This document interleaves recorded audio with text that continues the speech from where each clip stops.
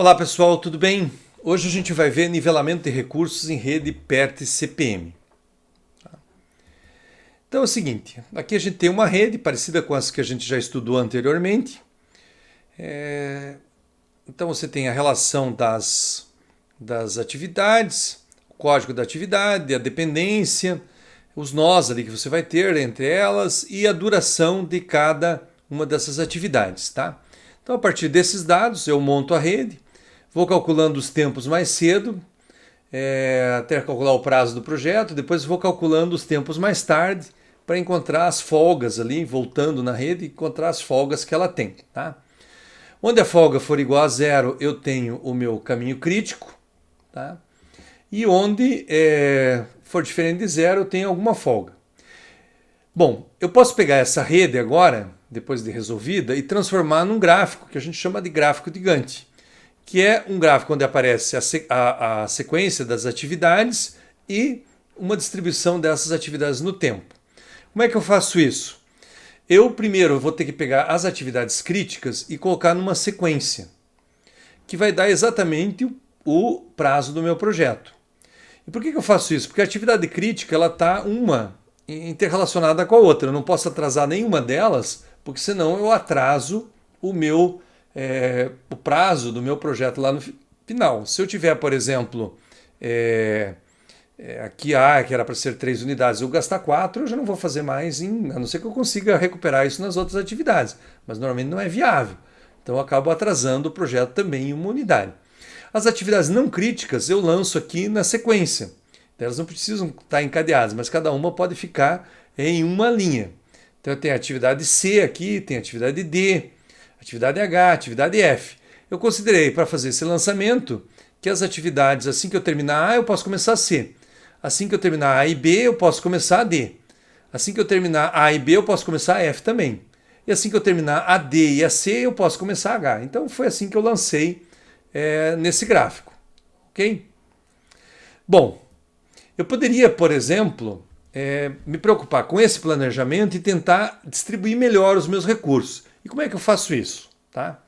Então, o objetivo mais comum do planejamento de recursos é obter uma distribuição mais uniforme possível do total de recursos necessários no tempo. Quer dizer, quanto mais uniforme, menos ter picos de aumento ou diminuição, melhor. Então, o procedimento aceitável é fazer um planejamento do recurso considerando um programa de tempo em que todas as atividades sejam iniciadas na data mais cedo. Ou seja, eu faço primeiro uma programação iniciando o mais cedo possível. Outro planejamento alternativo seria eu considerando todas as atividades não críticas que sejam iniciadas o mais tarde agora. Então, antes o mais cedo, depois o mais tarde.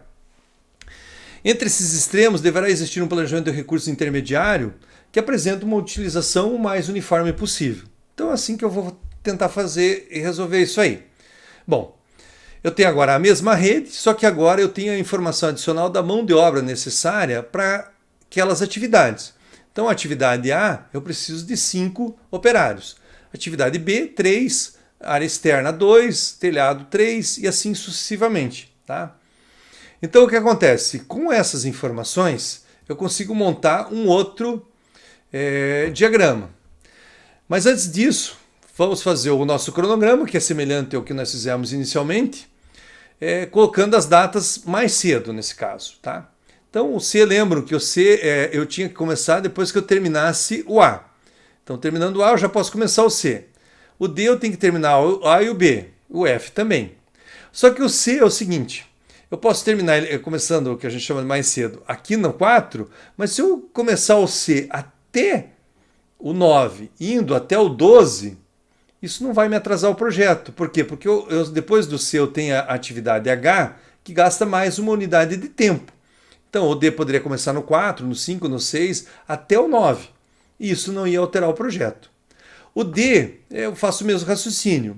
O D ele pode começar no 9, mas ele pode também começar no 11. Pode começar no 10, no 11 e terminar até o 12. Porque depois do D, o que eu tenho? Eu tenho a atividade H que gasta uma unidade de tempo e eu, teoricamente, teria como, digamos assim, cumprir esse prazo. O H, se eu não mexer nos outros anteriores, eu posso também começar no 11, tá? Posso começar no 12 e no máximo eu posso começar no 13. O F, ele já é um pouquinho mais restrito, porque o F é o seguinte, depois do F vem o G. Então ele tem uma folguinha aqui, tá? ele pode começar no 9 e pode começar no 10 e ir até o 11, porque o G, que vai depois do F, ele tem 2 unidades de tempo ali. Se eu começar, por exemplo, o F no 11 e terminar no 12, daí atrasa o meu projeto. Então ele tem que, no máximo, o F começar no 10 para terminar no 11 e ter mais 2 unidades para fazer a G. Tá?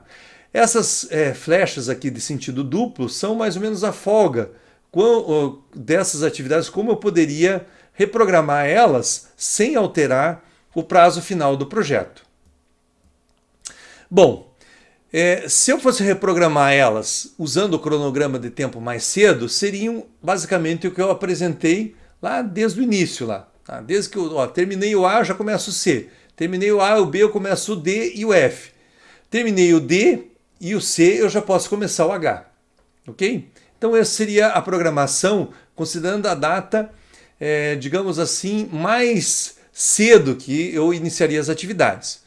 E aqui seria o cronograma, considerando as datas, o mais tarde. Quando é o máximo que eu vou poder fazer essa atividade sem que isso acabe atrapalhando lá o desenrolar ali do meu projeto. Então daí a C eu poderia começar até a 8ª, porque ela tem que terminar na 12ª aqui para deixar um espaço para H. A D também, ela tem que terminar na 12ª para deixar um espaço para H. E a F tem que deixar 2 espaços necessários para fazer, ou 2 unidades de tempo ali necessárias para fazer a atividade G. Bom, se eu agora distribuir os recursos, que no caso é a mão de obra, utilizando o tempo mais cedo das unidades, quer dizer, iniciar o mais cedo possível as atividades, eu tenho esse cronograma. Ó. Então 5A, 5A, 5 é o número de operários que eu preciso para a atividade A. Então eu coloco aqui, ó, 5, 5, 5. Tá? Aqui eu tenho 3 para a atividade B e 2 para C. Então 3 para a atividade B e 2 para C. Tá?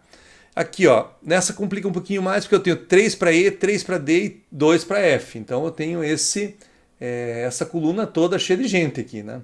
Então leva a 8. E depois eu vou diminuindo, que no final só tenha 2, a G que usa 2 operários para ser executado. Então o que acontece? Eu venho aqui na 9ª semana, tem um pico lá de mão de obra, depois uma queda brusca na 12ª semana, tá? Bom, aqui é o planejamento das atividades não críticas sejam iniciadas na data mais tarde. Então lembram, a nossa atividade 2C, que iniciava aqui na semana 4, na unidade 4, agora pode iniciar na 8ª semana, porque ela pode terminar na 12ª e deixar um espaço ainda de uma semana para terminar a atividade H. É a mesma coisa a atividade D, que pode iniciar até a 11ª semana, terminando na 12ª e tem espaço ainda de uma semana para H.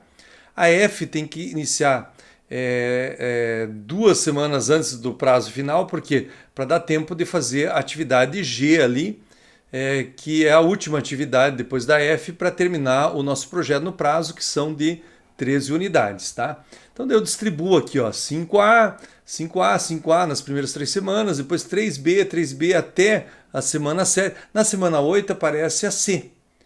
E assim vai, na 9, na 10 daí aparece a C e aparece a F. Na 11 aparece a E, quer dizer, a C, a F e a D. E há um pico ali de consumo de recursos, no caso mão de obra. Então são 10 funcionários na obra. Depois eu tenho uma queda para a semana 12ª e depois uma nova queda para a última semana ali, onde eu tenho só as atividades H e G sendo realizadas. Vejo que essa forma de distribuição ficou muito ruim. É pior do que a anterior, porque eu tenho aqui um espaço enorme de ociosidade, né, de pouca gente, e de repente eu tenho um monte de gente lá.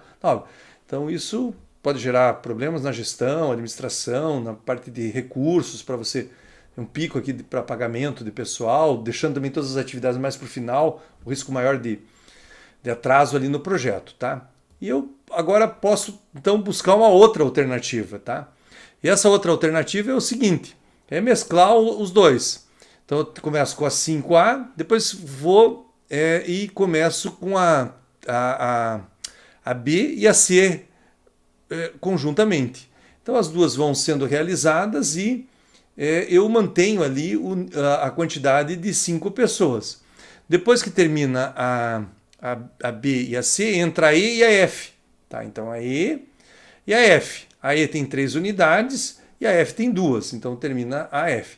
Depois entra a E, tem mais uma da E e entra a D. Então a D tem 3 da E e 3 da D. Depois a G, que tem 2 unidades. E finalmente a H, que também tem 2 unidades. Vejo que a minha distribuição agora do pessoal ficou muito mais uniforme. Eu praticamente tenho um pequeno pico de mão de obra aqui, com 6 pessoas na obra, na 11ª semana.